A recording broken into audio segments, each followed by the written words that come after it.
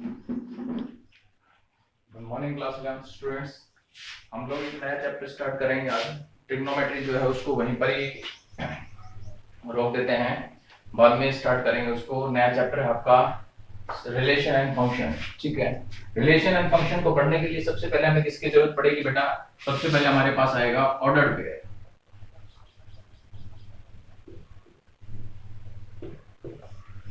Ordered pair, ठीक है। Ordered pair क्या होता है? Ordered pair it is a pair of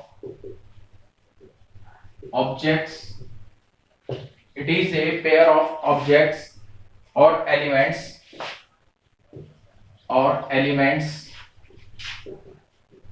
taken in a order। क्या है? It is a pair of objects or elements taken in order। जैसे देखिए, सपोज करो ये आपका दे रखा है, यहां से मैंने एक इनपुट दिया A और यहां से मेरे को आउटपुट मिलता है B।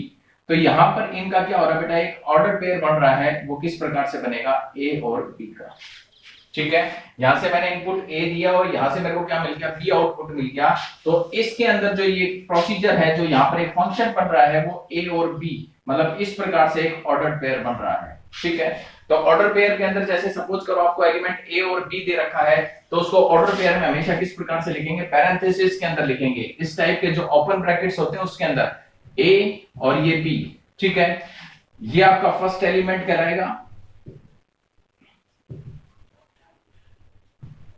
और ये आपका सेकंड एलिमेंट कहलाएगा। ठीक है, जो फर्स्ट एलिमेंट है, सपोज करो एक सेट ए दे रखा है आपको। ठीक है, मैंने आपको स्टार्टिंग के जो न्यू स्टूडेंट्स है उसको कुछ मैंने मतलब कि सारा तो नहीं भेजा है, लेकिन उसका कुछ बेसिक्स मैंने आप लोगों को वीडियोस भेजे हैं। तो सपोज करो एक सेट ए दे रखा है, उसके एलिमेंट्स आपको दे रखे हैं ए, और एक सेट बी दे रखा है, उसका एलिमेंट्स दे रखे हैं बी। तो इसका कहने का मतलब जब है, जब हमने ऑर्डर पेयर में इन एलिमेंट्स को लिखा, तो जो पहला एलिमेंट है वो किससे बिलोंग करेगा? सेट ए से बिलोंग करेगा, और जो दूसरा एलिमेंट है वो किससे बिलोंग करेगा बेटा? सेट बी से बिलोंग करेगा। ठीक है, तो ऑर्डर पेयर क्या हो गया? It is a pair of objects और एलिमेंट्स टेकन इन ऑर्डर। ठीक है, मतलब जो ऑब्जेक्ट्स हैं और एलिमेंट्स हैं, उनको जब हम एक स्पेसिफिक ऑर्डर के अंदर लेते हैं तो उसको हम क्या बोलते हैं बेटा? ऑर्डर्ड पेयर बोलते हैं। ठीक है, अब देखिए हम लोग पढ़ेंगे इक्विलिटी ऑफ ऑर्डर्ड पेयर्स।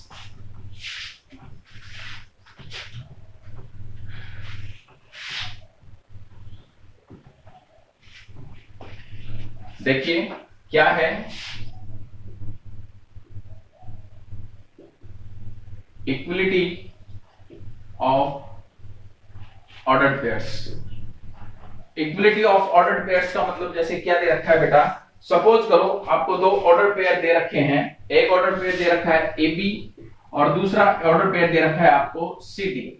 ये दोनों ऑर्डर पेयर आपस में इक्वल कब होंगे? ये आपस में इक्वल कब होंगे बेटा? जब इस ऑर्डर पेयर का पहला एलिमेंट सेकंड ऑर्डर पेयर के पहले एलिमेंट के बराबर होगा। Means A is equal to C और B is equal to D। Equality of ordered pair. Equality of ordered pair का मतलब क्या हो गया? आपको क्या दे रखा है? ए बी और सी डी, ये दो ऑर्डर पेयर दे रखे हैं। ये दोनों ऑर्डर पेयर आपस में इक्वल कब होंगे? जब ए किसके इक्वल होगा बेटा? सी के इक्वल होगा, और बी किसके इक्वल होगा बेटा? डी के इक्वल होगा। तो इसको हम क्या बोलते हैं बेटा? इक्विलिटी ऑफ ऑर्डर्ड पेयर बोलते हैं। क्या बोलते हैं इसको? Equality of ordered pair. ठीक है, और देखिए इसके अंदर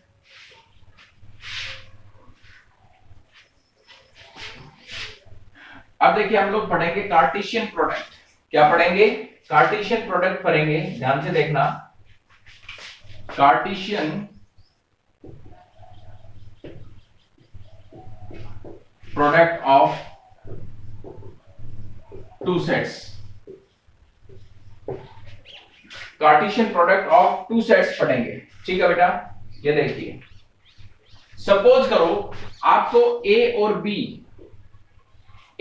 बी दो नॉन एम्प्टी सेट्स दे रखे हैं बेटा। मैंने आपको ए और बी नॉन एम्प्टी सेट्स का मतलब क्या हो गया? नॉन एम्प्टी का मतलब क्या हो गया? ए और बी में कोई ना कोई एलिमेंट जरूर आएगा। एम्प्टी का मतलब होता है कि वो सेट जिसके अंदर कोई भी एलिमेंट ना आए, लेकिन नॉन एम्प्टी का मतलब होता है कि वो सेट जिसके अंदर कोई ना कोई एलिमेंट आएगा। तो ए और बी सपोज करो दो नॉन एम्प्टी सेट दे रखे हैं, तो जब इनका कार्टेशियन प्रोडक्ट निकालेंगे तो इसको हम डिफाइन करेंगे बेटा ए क्रॉस बी से।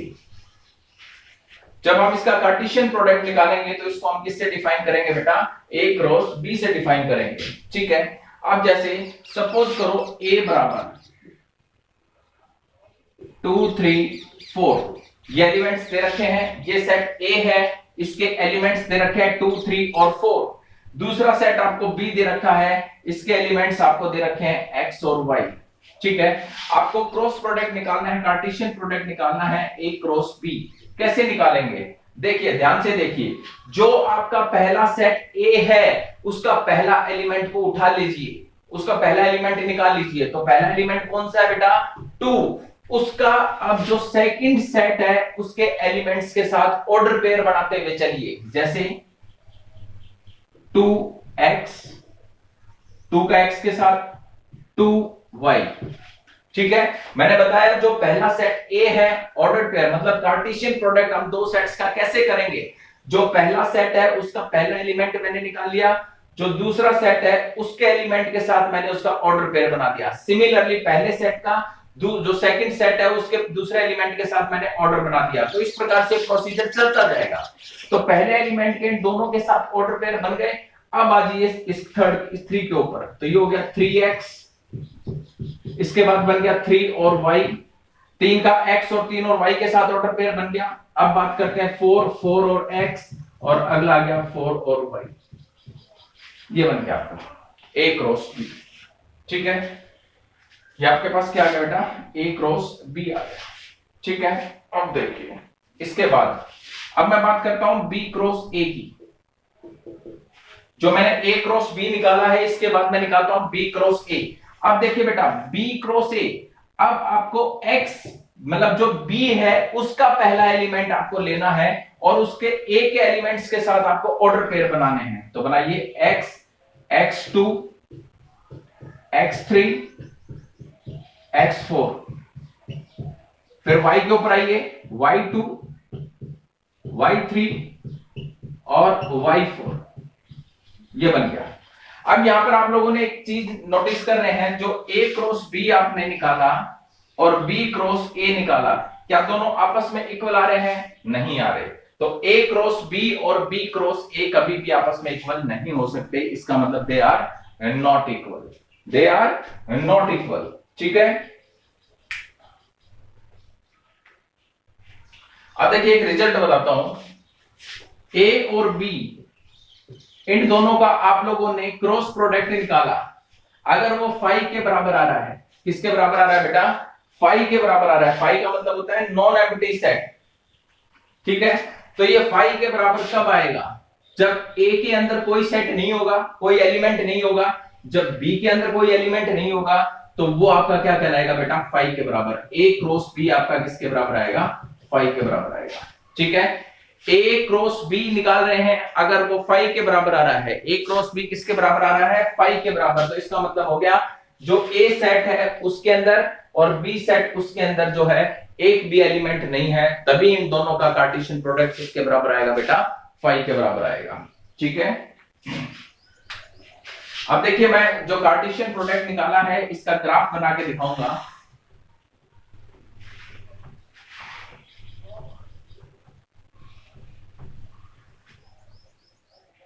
देखिए ग्राफ ऑफ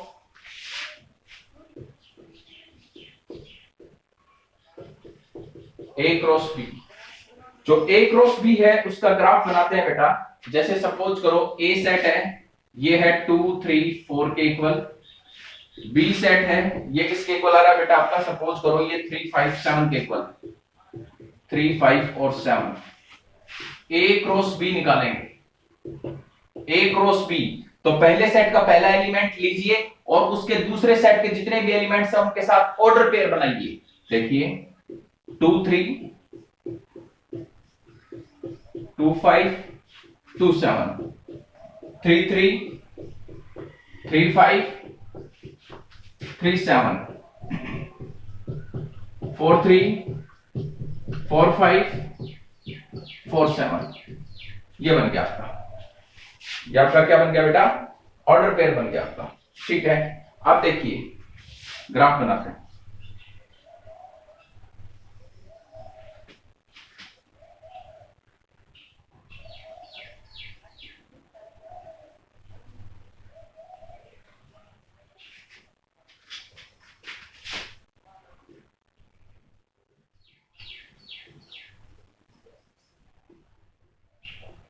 ये सपोज करो आपका सेट बी है, ये सपोज करो आपका सेट ए है, ये सेट ए है, ये आपका सेट बी है। अब देखिए दो, सेट ए का पहला एलिमेंट 2 है, इसका किसके साथ ऑर्डर पेयर बन रहा है? 3 के साथ, तो 2 3 यहां पर है, तो ये हो गया। ठीक है, 2 का 5 के साथ, 2 का 5 के साथ, 2 का 7 के साथ, 2 का 7 के साथ बन गया। 3 का 3 के साथ बन गया, 3 का 5 के साथ, 3 का 7 के साथ, 4 का 3 के साथ, 4 का 5 के साथ और 4 का 7 के साथ। तो ये आपका क्या कहलाएगा बेटा? Graph of Cartesian product. ठीक है, तो ये कुछ बेसिक्स थे। ठीक है, अब बेसिक्स के बाद अब मैं आप लोगों को कुछ क्वेश्चंस करवाऊंगा एक्सरसाइज के, वो ध्यान से देखना आप लोग।